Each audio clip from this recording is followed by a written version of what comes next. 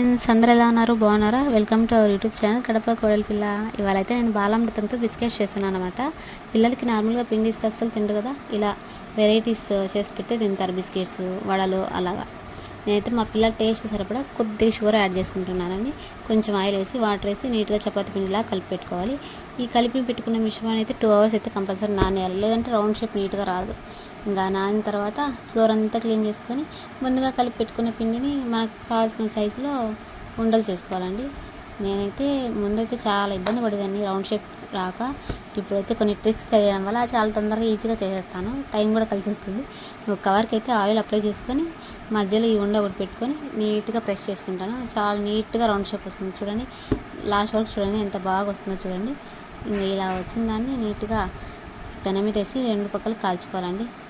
కాల్చుకున్న తర్వాత వాటిని అన్నిటినీ మనకు కావాల్సిన షేప్లో నీట్గా రౌండ్ షేప్ కానీ, ట్రయాంగిల్ కానీ, రెక్టాంగిల్ కానీ కట్ చేసి బిస్కెట్స్ టైప్లో పిల్లలకి ఇస్తే చాలా ఇష్టంగా తింటారు. మీరు ఎవరైనా ట్రై చేయకుండా ఉంటే కానీ ఇలా ట్రై చేయండి, చాలా బాగుంటుంది. హెల్దీ కూడా కదా, హెల్దీ వస్తుంది, పిల్లలు తిన్నట్లు ఉంటుంది కదా. చూడండి ఎంత బాగా వచ్చాయో. ఇంకా నేనైతే ఇది వీక్లీ వన్స్ అయితే చేస్తాను.